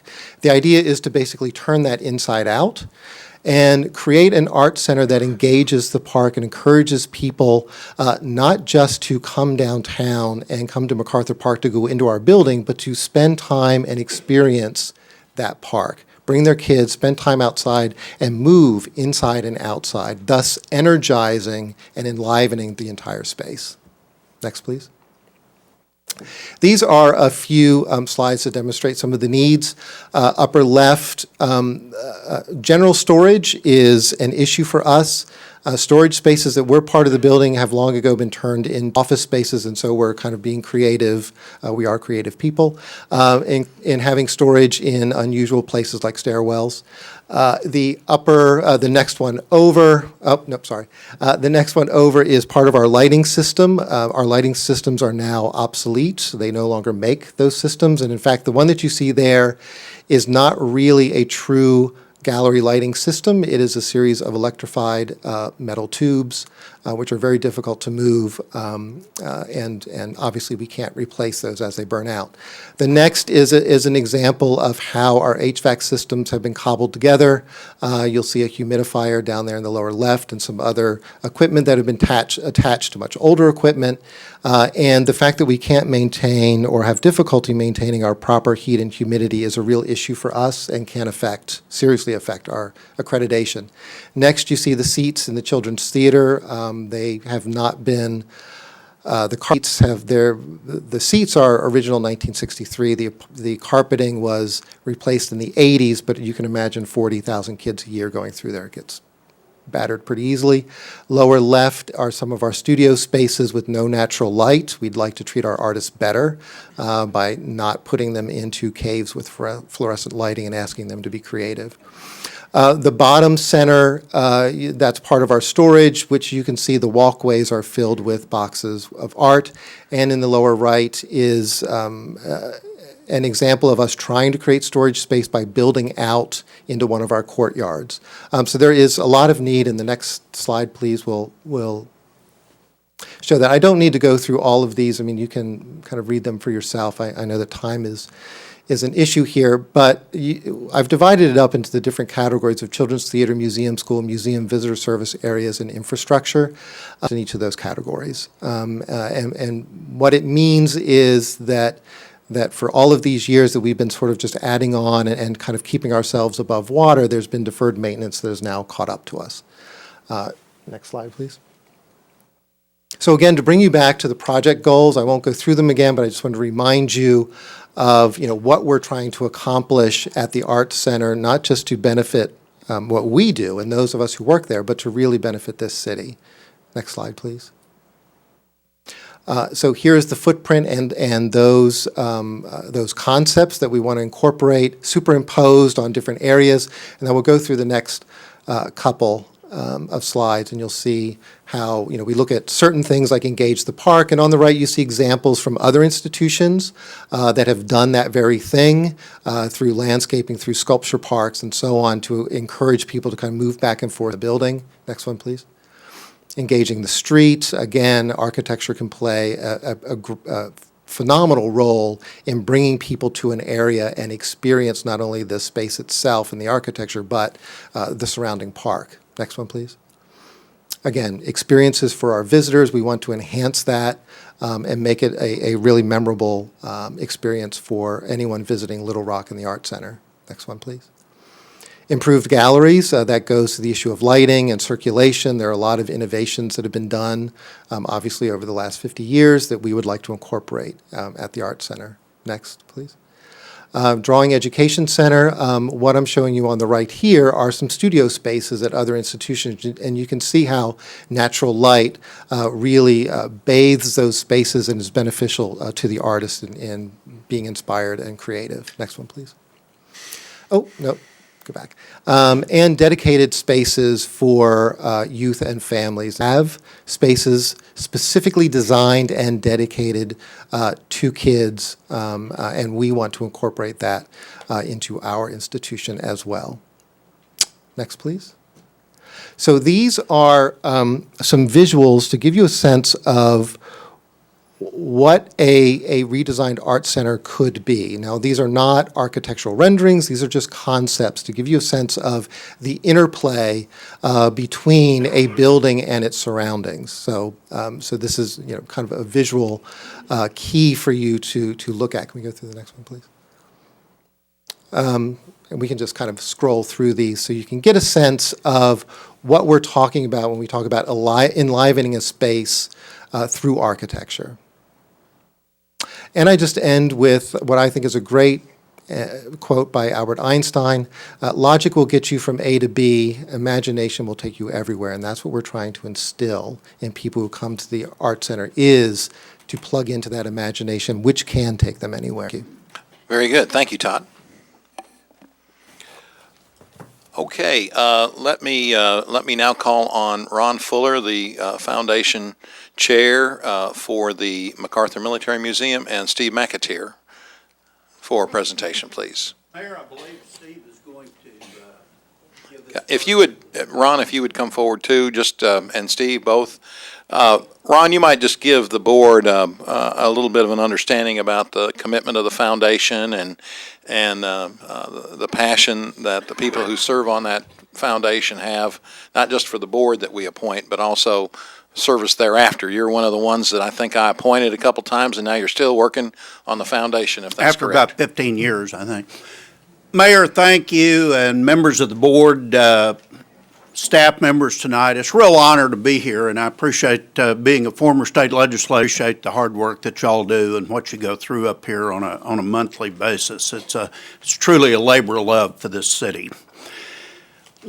Stephen is going to talk to you about the needs of this beautiful cultural old building. He's going to make some points here in a minute, but what I want to talk about is the dedication that we have from a number of veterans, from a number of people who absolutely love and cherish this building that is such a vital part now of downtown Little Rock. you see this picture up, there's a lot of kids in the picture already, but when those school buses roll up out there from schools from all over the state, and the kids get out and they see this thing that's, well over 100 years old. They come inside. Children have an opportunity to touch, sometimes clandestinely sit in a World War II Jeep that their grandfather have driven. They see Medal of Honors that were awarded to Arkansans, such as Nick Bacon, and we have 3, whether some of you know it or not. I know a number of you have been in the building, but we have 3 Medals of Honor, which highest award this nation gives. The heritage that Arkansans who fought for this nation, for our state, and for this city, it's tremendous. And we're a bridge and a link to that with this beautiful building. We have veterans groups that use it. Our Parks Department comes over and uses it, I believe, for some of the summer youth programs. We have numerous people that come have meetings. The Aesthetic Club, which many of you are aware, were the ladies that saved this building many, many years ago from basically the wrecking ball, meet in this building. So Stephen's going to outline some of our needs. I know the Art Center has its needs, and ours are, I think, structural and a lot of things that certainly need to happen to enable us to continue to show young people, to show veterans in this city that we're interested in the people that cared about this country, and we would certainly ask you to consider allowing the citizens of Little Rock to make this decision on a cultural heritage spot. So thank you, Mayor and members of the board. Thank you, Ron. Steve, I think you have a little PowerPoint presentation. Yes, is that Mayor right? Stola, members of the board, thank you for the opportunity to come and present about the museum. I have the privilege of working in one of the oldest buildings in Little Rock, located in the oldest park in the city, and situated next to what I believe is the second oldest museum, the Arkansas Arts Center. There's a lot of culture, a lot of history there. And so I'd like to share with you a little bit of the history of this building and what we're trying to do programming-wise, and then show you some of the capital needs that we have that are probably our most pressing short-term needs at the moment. Next. The MacArthur Museum of Arkansas Military History is a National Historical Landmark. There are only 24 or so historic landmarks of this status designated by the Secretary of the Interior in Arkansas. And the Arsenal Building is the only one that is owned by the City of Little Rock. So this is your National Historic Landmark. We're located in one of the oldest buildings. This building was constructed in 1840, just 4 years after Arkansas became a state. It was part of a military post built to protect the people living here from the threat of Indian attack. It served as a functioning arsenal, first by the Federals, and by the Confederates, and by the Federals again. And then it's also famous for being the birthplace of General Douglas MacArthur, one of this country's greatest military heroes.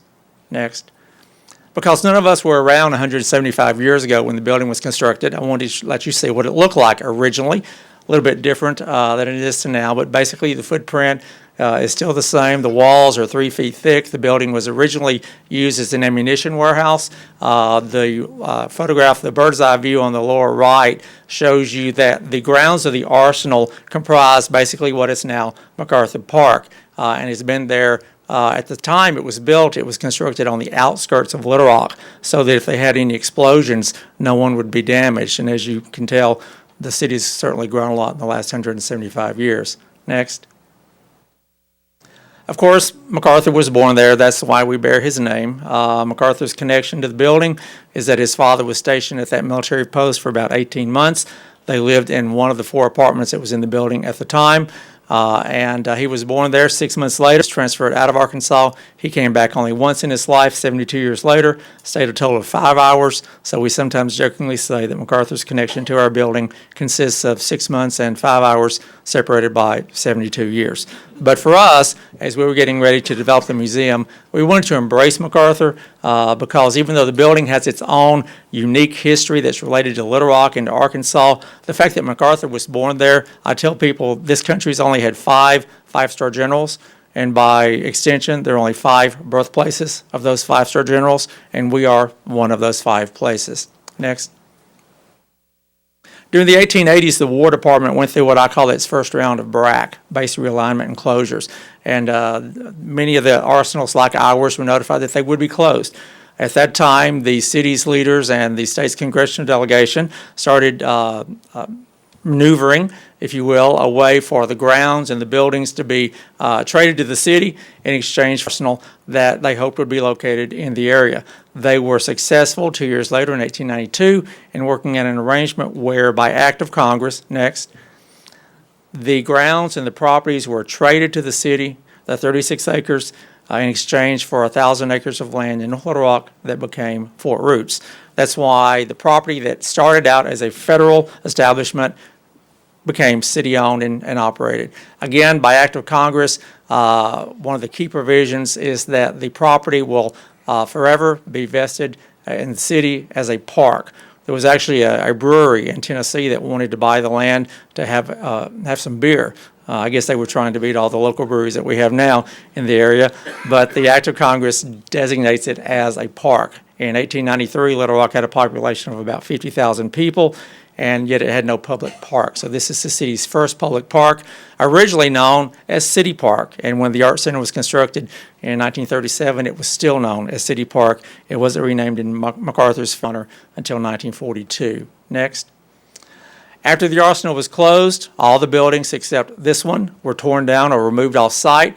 And for about the next 50 years, no one really used the building. Ron mentioned the Aesthetic Club. The story is told that they paid the light bill to keep the electricity on. They were one of the few groups that used the building on a semi-consistent basis. Finally, in 1930s, about the time that the Museum of Fine Arts was constructed, WPA labor was used to renovate the building, and it opened in 1942 as the oldest museum in Little Rock, the Museum of Natural History and Antiquities, that most of you know as the Arkansas Museum of Science and History. They stayed in the building until 1998. Next. With its ties to our state's early military origins, its use during the Civil War, and its connection with Douglas MacArthur, the city decided that it would be a good venue to have a museum relating Arkansas's rich military heritage. They got an advisory board in 1994 to work with the goal of opening the museum. Next. Our mission statement is pretty straightforward: educate and inform our audience, which, because of the MacArthur connection, is local, state, national, and international, to preserve the Arsenal building, which is why I'm here today talking about the needs, the capital needs of the building, to honor our state servicemen and women for their contributions, and to commemorate the place as the birthplace of General Douglas MacArthur. Next. We have a collection of over 23,000 documents and artifacts. Many of them are related to events that happened there. A few of them we're very proud of. We have a collection of over 4,600 press photographs from World War II that we have all available on our website.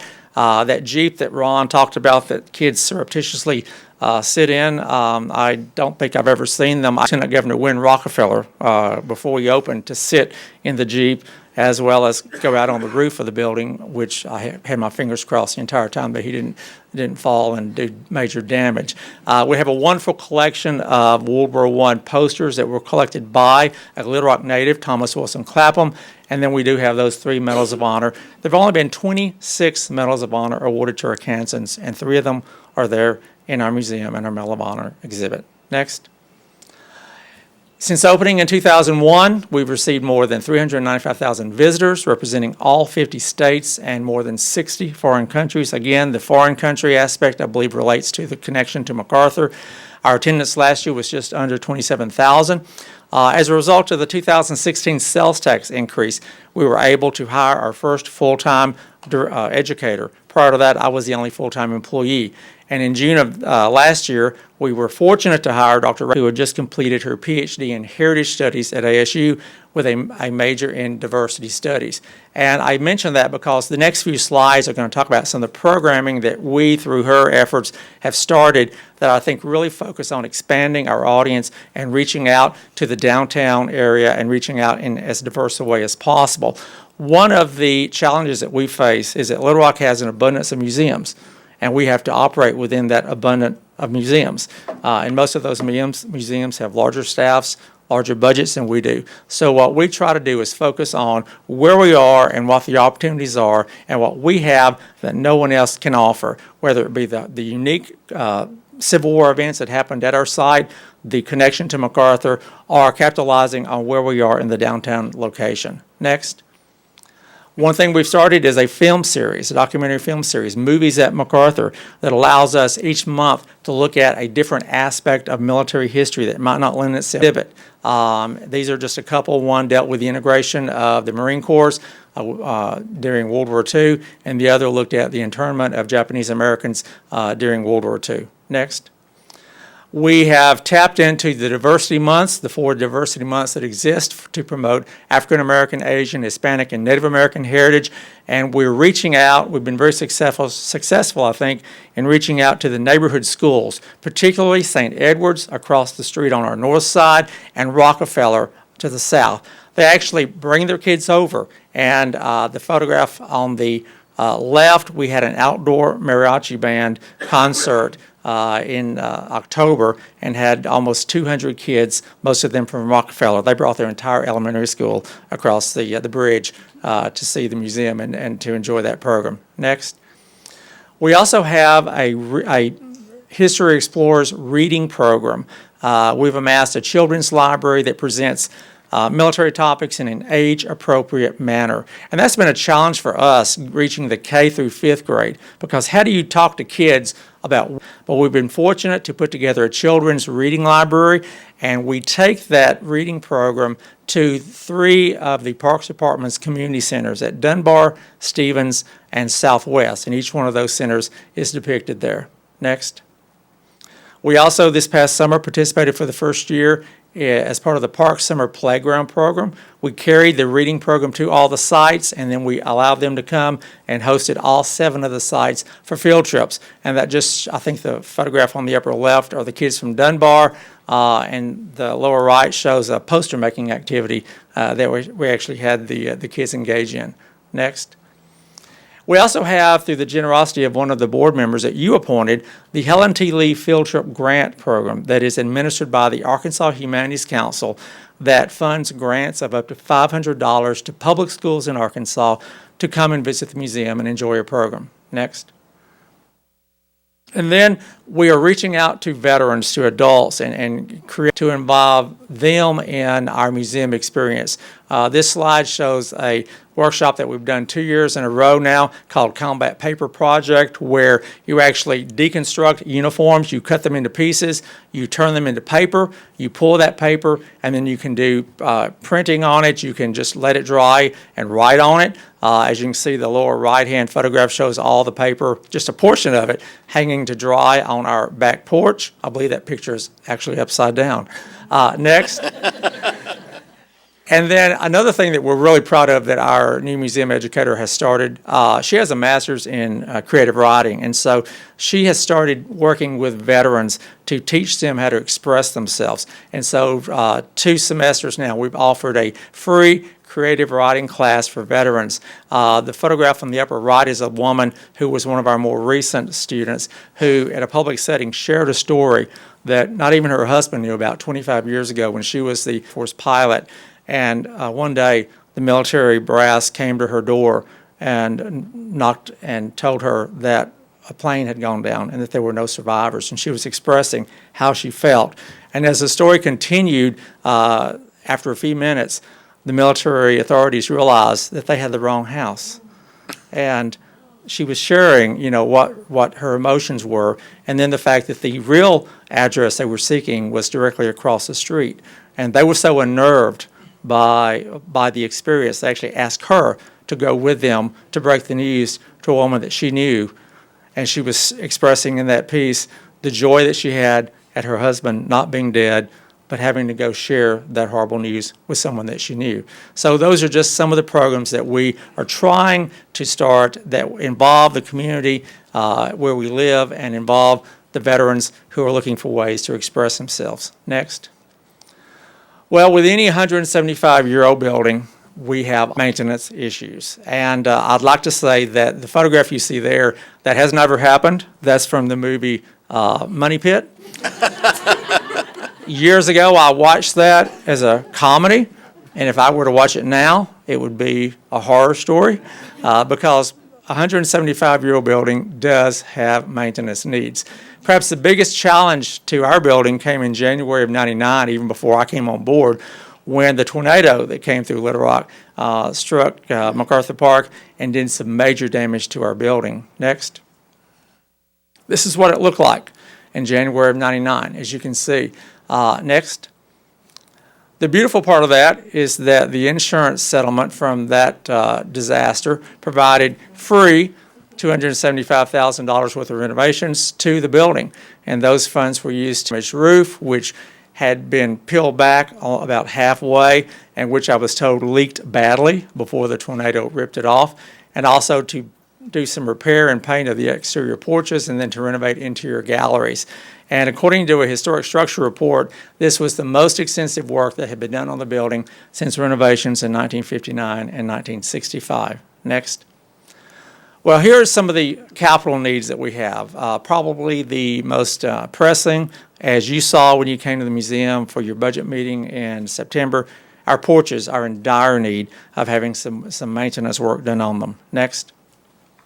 Some more examples of it throughout the porches on the north and south facade. Next. Our box gutters, that is on the south facade of the building. They need to be rebuilt. Next. Our bricks, the brick steps, the brick pillars, they need to have some repair work and repointing. Next. And then this lists some other interior to be made. Our boiler chiller system is 25 years old. You really don't want to be in a museum with artifacts, many of which are on loan during the middle of summer and have the air conditioning go out. So that needs to be replaced. Our sprinkler and fire suppression system, the sprinkler heads are approaching the end of their 50-year life expectancy and need to be replaced. There are interior areas of the building that have not been renovated. That was certainly not addressed in the 1999 renovation because of the lack of funding. Storm windows on the building would be a major energy savings. And then 15 years after we open, we really need to look at refurbishing many of our permanent exhibits and installing new exhibit cases. Many of the exhibit cases we have now were either left by the previous museum or they were given to us as offcasts by other museums when they renovated. So exhibit refurbishment is certainly a matter of our capital needs. Next. There I have them all listed. Again, a pretty extensive list that addresses both exterior and interior needs of the building. Next. And as Todd said, we are a museum in a park, and there are a lot of great advantages to being in a park. You don't realize this until you try to go to a museum in the middle of a downtown area and you can't find parking.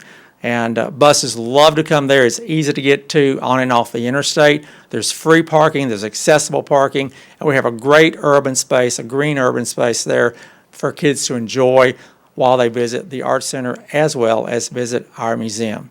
Next. So we're open, we're free, and we certainly would invite you to entertain our needs as we get ready to make some improvements for the next 15 years of the MacArthur Museum. Thank you. Thank you very much, Steve. Okay, we've had a presentation of the needs that are the predicate for these ordinances and resolutions. Who would like to address us on this matter? And if you would, I think we've seen a very good example of why we need this, but if you would keep your comments focused and to the point, and hopefully not to repeat yourself too often, we would appreciate that. Let me call on Dean Skip Rutherford, please.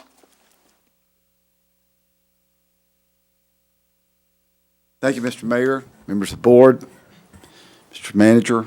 I'm Skip Rutherford. I'm Dean of the Clinton School of Public Service. It's nice to be back in front of you speaking for something besides the many issues you and I have waged through together. Today, though, I want to say that, you know, with your help, we have a Museum of Discovery that is one of the finest children's museums in the South. With your help, we have an expanded convention center where we can attract conventions that prior to that was not possible to come to our city. With your help, the Mosaic rose from the ashes and is an outstanding museum. And when you see the Kinsey collection that is coming there in 2016, you're going to be amazed. With your help, we did build a presidential library, and we did open a graduate school of public service, the first in its country, that I hope continues to make you proud, not only in terms of economic and educational outreach, but in terms of partnership with the arts and tourism industries. With your help, Little Rock Central High School is now a National Historic Site and a civil rights icon. And with your help, Robinson Center is soon going to reclaim its position as the state's premier performance venue.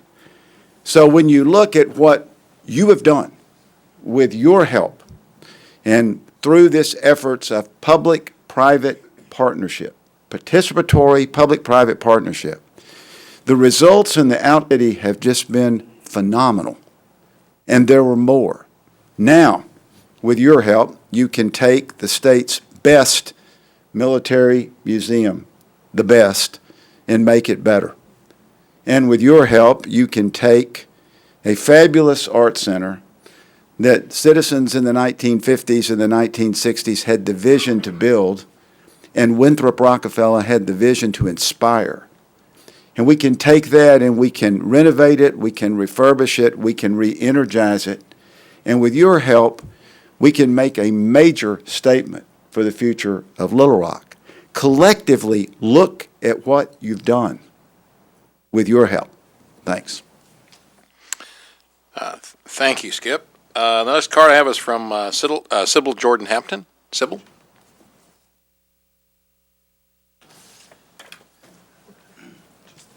Good evening, Board, City Manager Bruce Moore. I'd like to speak on behalf of the ordinances that are before you and the resolution. Having had the opportunity to be president of the Winthrop Rockefeller Foundation for 10 years, I am very aware of the commitment that Governor and Mrs. Rockefeller made to the Arkansas Arts Center. And I'm also aware of how proud Wynn and his stepdaughter Ann Bartley have been of what has transpired in the years since the governor's death. And I know that the governor saw this institution as a place for all Arkansans as well as for those of us here in the city of Little Rock. I think that we have an opportunity to have the jewel in the crown in our city, and I hope that the renovations, the expansions, there is a major foundation that sent representatives to Little Rock a few months ago, and their interest was in funding that in that corridor, and particularly they were interested in the East Ninth area. And I think that we have an opportunity by doing the right thing here to attract private monies that would take us to another level. And I want to thank you very much for this opportunity to speak. Thank you. Thank you very much, Sybil. The next card I have is from Brittany Hodges.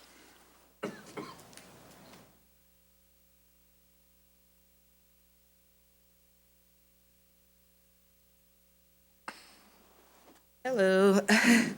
My name is Brittany Hodges. I am a single parent of my daughter here, Tatiana Pointer, and we're here because for the last 2 summers, Tatiana has been part of the Junior Arts Academy, and we're so excited. Next year, she gets to be a part of the Summer Arts Academy because she'll be 10, so she'll get to go for longer.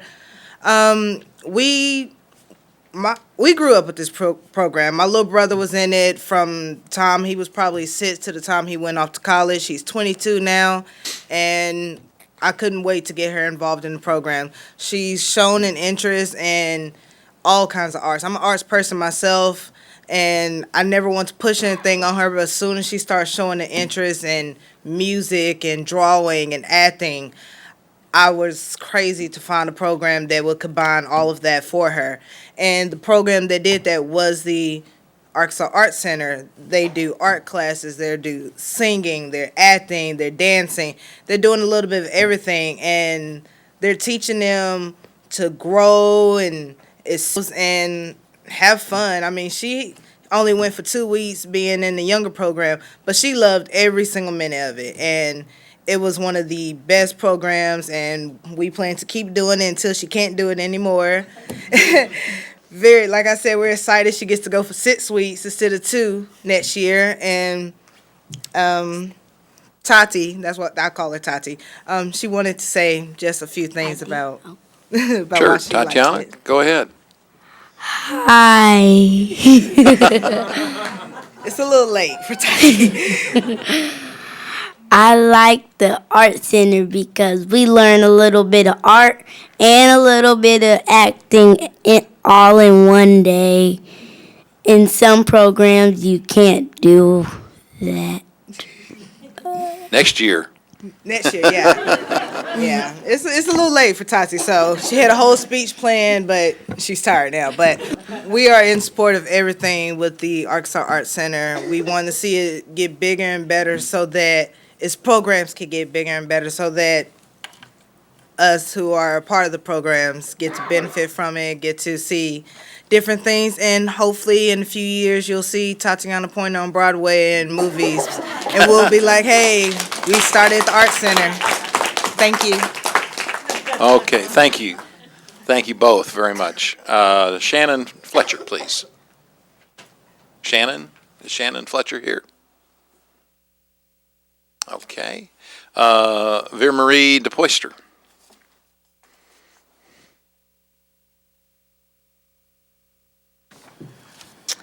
Hello. My name is Vera Marie DePoyster. I am a professional artist teaching at the Arkansas Arts Center. The reason I love the Art Center so much and the museum school is because when my kids were little, I was needing a place to be able to create, a place to be able to go to have adult interaction. And I found that at the Art Center when I was taking drawing classes. From the very beginning at the Art Center and at the museum school, I feel like I've been able to grow as an artist and being able to change along the way to grow at my own speed and not somebody else's speed. And I am proud to say that this year in September, I had a solo exhibition at the U.S. Embassy in Rome, Italy.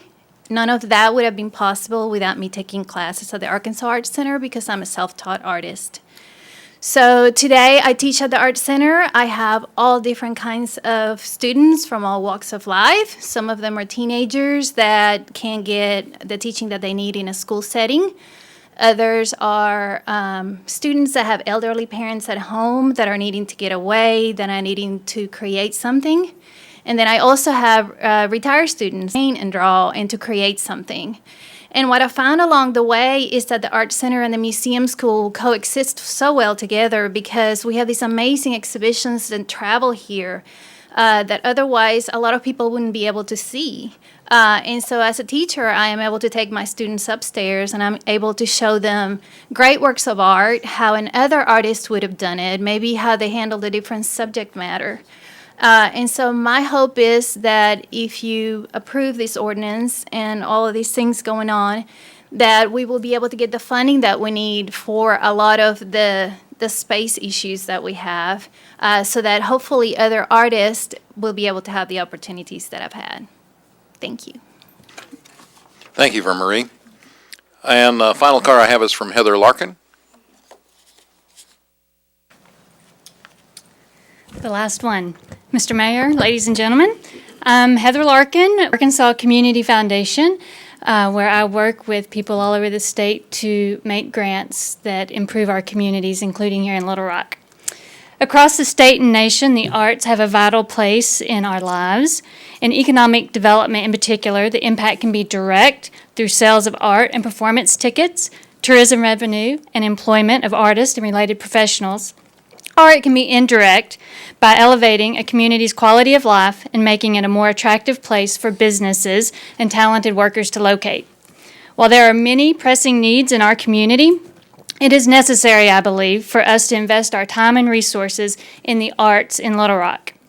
The Community Foundation, I'm fortunate enough to work with folks with many different backgrounds who show a strong interest in providing artistic and creative outlets for their local communities. Last year, 9% of our grants, or over $1.2 million of our grants, were awarded to programs that address the arts. Combining this commitment to support art and creativity with that of local government will no doubt, in my opinion, benefit all of our citizens through inspiration, through education, through discussion and reconciliation, through connecting and drawing our communities together, and through improving our overall environment. In addition, a creative, thriving community attracts creative, entrepreneurial people that will drive overall economic development in the city. According to a study commissioned by the Winthrop Rockefeller Foundation, thank you, Dr. Hampton, the creative economy, artists, designers, architects, and businesses that depend on creative talent is Arkansas's third largest career cluster already. Much like the improvements at the Robinson Center, we must take a step in that same direction. By improving the Arkansas Arts Center and MacArthur Park, we can bolster a thriving creative community here in Little Rock that engages our citizens, educates our children, and advances our economic stability. Thank you. Thank you, Heather.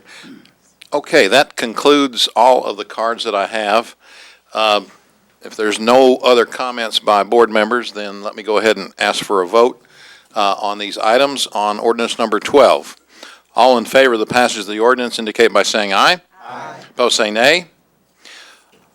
The ordinance is passed. Ordinance number 13. All in favor of the passage of ordinance 13 indicate by saying aye. Aye. Opposed say nay. Ordinance 13 is also passed. On ordinance 14, all in favor indicate by saying aye. Aye. Opposed say nay. Ordinance 14 has passed. And on resolution 15, all in favor indicate by saying aye. Aye. No, we didn't. All those in favor of passage of the resolution indicate by saying aye. Aye. Opposed say nay. The resolution is also passed. Thank you all for being here in attendance, and we can now to let the people from out of town help us to make these improvements. Thank you. Mayor. Director Adcock. You do remember that today is Giving Tuesday, so we're giving today. We are giving today. This is Giving Tuesday, yes. Mr. Moore. Mayor, we're going to defer the financial report until next Tuesday. All right. Okay. If I could have a little bit of order, and then we'll... All right, I hear a motion to go into recess until next Tuesday. There's a motion, a second. All right. This meeting is in recess until next Tuesday.